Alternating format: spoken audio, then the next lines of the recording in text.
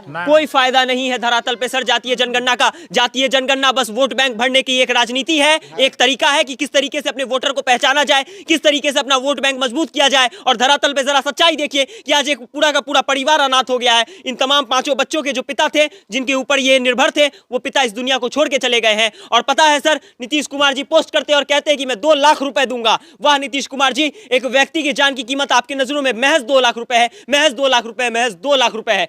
बिहार के मजदूरों की किस्मत में शायद मरना ही लिखा है। और ऐसी बात मैं क्यों कर रहा हूं तो आपको बता दूं कि फिर से बिहार के कुछ मजदूरों ने अपनी जान बाहर कमाने के चक्कर में गंवा दी है। कर्नाटका में एक हादसा होता है, उस हादसे में बिहार के 7 मजदूरों का डाटा आया है कि उन्होंने अपनी जान को गंवा दिया है, जिसमें से 3 अपने समस्तीपुर के थे, 3 लोग बेगूसराय और 1 इंसान खगड़िया का था। अभी उसी गांव में पहुंचे हैं जहां से एक व्यक्ति की मृत्यु हुई है और वो व्यक्ति अपने परिवार का पालन पोषण लालन पालन के लिए बाहर रह करके कमाता था, घर में पैसे भेजता था, तब जाकर के घर का खर्चा चलता था। बाकी देख लीजिए, समाज के तमाम लोग यहाँ पर खड़े हैं और मैं आप लोगों से एक सवाल पूछना चाहता हूँ। अभी कुछ समय पहले बिहार में एक लहर चली थी जातीय जनगणना की, तो जातीय जनगणना की क्या असलियत है, क्या कुछ उससे फायदा हुआ है, वो तमाम चीजें आज यहाँ पर आपको जरा दिखाते हैं।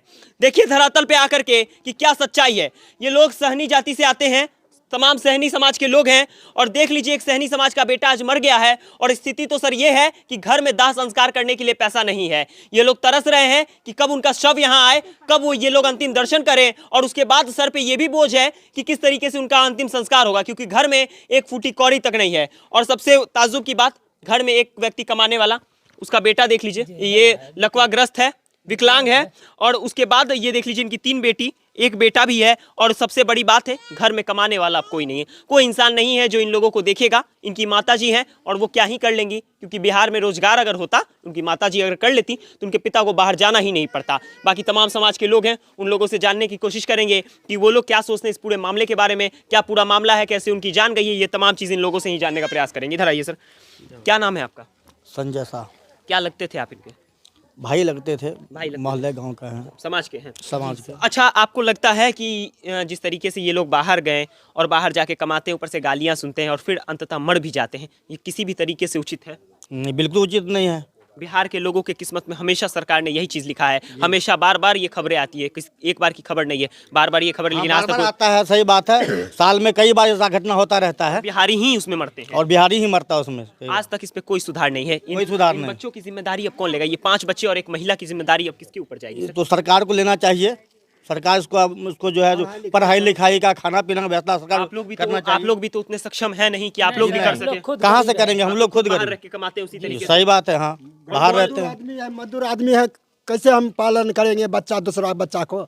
वो तो सरकार, बच्चे भी सही से नहीं पाल पाते हैं। हम अपना बच्चा को नहीं पाल सकते हैं तो दूसरे बच्चा कैसे हम पाल सकते हैं? सही बात है। गांव समाज के लोग मिलके भी प्रयास करेंगे तो वो लोग नहीं कर सकते, क्योंकि इन लोगों को डेली खाने के लिए बस पैसा कमाना होता है, वो पैसा भी पूरा नहीं होता है। तो कभी समूह से, कभी सप्ताह से कहीं से पैसा लेते हैं, लोन भरते रह जाते हैं और इसी तरीके से गरीबी में मर जाते हैं। और सबसे बड़ी ताज्जुब की बात यह है कि बिहार सरकार को इस पर जरा सा भी ध्यान नहीं है। जातीय जनगणना हुई थी, कोई फायदा आप लोगों को हुआ? कोई फायदा नहीं। फायदा हुआ?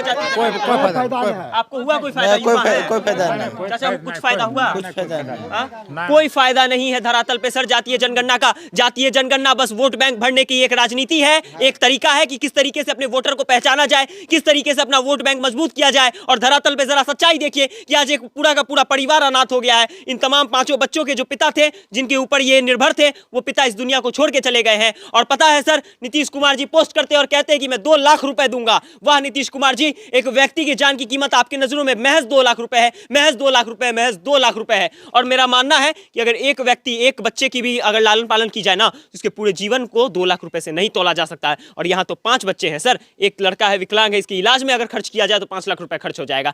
कौन उठाएगा इसके इलाज की जिम्मेदारी? कौन करेगा इनके घर का लालन पालन? किसी को कोई पता नहीं है। तमाम नेता प्रतिपक्ष यहाँ आएंगे, तमाम लोग अपनी वोट की राजनीति करने आएंगे, कोई 5,000, कोई 10,000 से मदद कर देगा, लेकिन बिहार की जो ये हालत है ये नहीं सुधरने वाली है। आज के डेट में वो मरे, कल के डेट में यहाँ पर खड़े में किसी के भी बारे में सुनिएगा कि उस फैक्ट्री में हादसा हो गया। फैक्ट्री के जो मालिक होते हैं वो तो कमा के राजा हो जाते हैं। इन लोगों के, इसके पिता के बलिदान के, इसके पिता के बलिदान के ऊपर खड़ा होकर वो आदमी राजा बनेगा। इसके पिता ने उस फैक्ट्री में जितना काम किया उसके वजह से दूसरा राज्य अच्छा बनेगा, दूसरा राज्य ग्रो करेगा, लेकिन इसके पिता के बलिदान को कोई याद नहीं रखेगा। कहा जाएगा एक बिहारी मजदूर था, मर गया।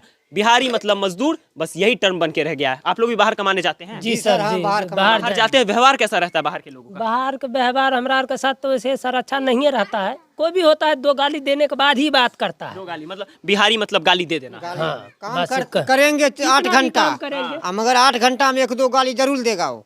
अच्छा काम करेंगे तो फिर भी देगा। फिर देगा, बढ़िया करेगा तो फिर गाली देगा। क्या बहनचोद बिहारी होता है, बहनचोद बस यही बोला जाता है? हाँ हाँ हाँ, बहनचोद बिहारी। ठीक से तो काम नहीं करता है, ठीक से ये नहीं करता है, ठीक से वो नहीं इसी करता है। बात से संबोधन किया जाता है, बहन की गाली लगा के। हाँ हाँ, उस टाइम सर चाचा कैसा लगता है? बुजुर्ग आदमी है, बहुत कुछ देखा होगा आपने, उस समय कैसा लगता है? क्या करने का बहुत दुख होता है, बहुत दुख होता है लगता है, क्या पाप कर दिए हम? हाँ, बहुत बड़ा मतलब सोचते हैं कि यह पाप किए, गलती किए, इसलिए यहाँ आए, लेकिन गरीबी जीवन जीने के लिए तो कहीं जाना पड़ेगा। वरना भूखे पेट मर जाएंगे। भूखे पेट मर जाएंगे, बाल बच्चा क्या होगा उसको।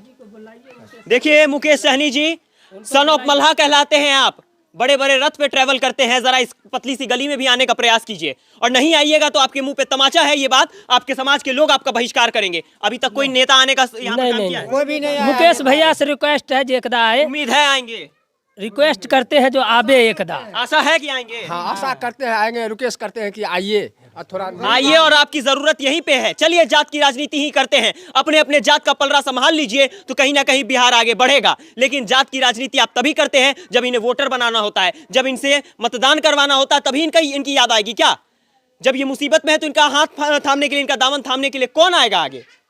ये समस्तीपुर जिला है, पूरा पता आपको पता होगा क्योंकि ये खबरें 3 दिन से चल के आ रही है। पूरी घटना क्या हुई थी जरा बताइए। वहाँ जो कर्नाटक में, कहाँ पर कर्नाटक में काम कर रहे थे, मतलब गोदाम था अनाज का, और उस अनाज के में फटने से नीचे दब के मर गया।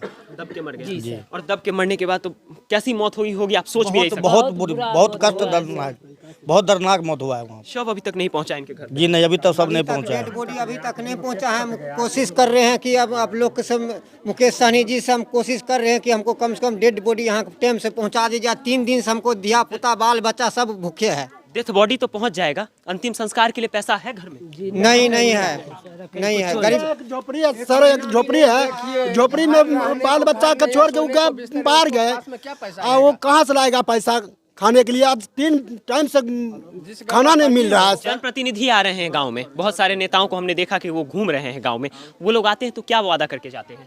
वादा क्या करेंगे? आते अभी तक कोई एबे नहीं किया, वादा क्या करेगा? कोई नहीं आया, कोई नहीं, कोई भी नहीं आया। कुछ कोई नहीं आया कि वोट देने के लिए हमको, ताकि कि हम यानी कि मतलब हमको वोट दीजिए, अगला बार से कोई मरेगा तब अच्छा का। यहाँ पर यानी जातिवाद का राजनीतिक होता है, जो कि यानी कि जिस जाति का जनसंख्या अधिक हो वहाँ पर कोई लोभ लालच दिया जाता है और वोट लिया जाता है, ताकि कि हम अधिकारी बन सके। और यही सब दिन से बिहार में जातिवाद का राजनीतिक रहा है, और हम कोशिश करना चाहेंगे कि जो बिहार में जातिवाद राजनीतिक हो रहा है यानी कि नहीं होना चाहिए। कितनी उम्र है तुम्हारी?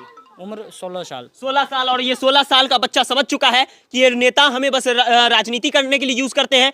वोट को बांटने का बस काम होता है, कि मतलब जात को बांटने का बस एक कार्य होता है, ताकि वो लोग जाति के नाम पे हमें वोट करें। और इस बच्चे के लिए मैं कहूंगा कि अगर इस बच्चे की तरह हर किसी की सोच हो जाए ना यहाँ, तो बिहार बदल जाएगा। लेकिन मेरी दरख्वास्त है नीतीश कुमार जी से, जरा धरातल पे देखिए, जातीय जनगणना उतना ज़्यादा ज़रूरी नहीं था। चलिए आपने किया, आप अपना वोट का बैंक भर लीजिए, लेकिन कम से कम इन लोगों के लिए भी ज़रा सोचिए। ये लोग बाहर जाते हैं, गालियाँ सुनते हैं और फिर मारे जाते हैं, और उसके लिए कोई मुआवजा नहीं। 2 लाख रुपए कुछ मायने नहीं रखता, उतना तो इनका ब्याज बढ़ गया होगा। अगर कोई लोन लेकर के रखे होंगे ना, उतना ब्याज ये लोग भरते होंगे। बाकी क्या सोचते हैं इस तमाम मुद्दे पे, कमेंट सेक्शन में अपनी प्रतिक्रिया देना ना भूले। बाकी मैं चाहूँगा, मैं तमाम लोगों से हाथ जोड़कर गुजारिश करूँगा कि अपने समाज के लिए, अपने बिहार के लिए आगे आइए। जो भी नेता इस चीज़ में सामने आकर के मदद कर सकते हैं, कृपया कर पप्पू यादव जी, मुकेश सहनी जी यहाँ पर आकर ज़्यादा से ज़्यादा मदद कीजिए।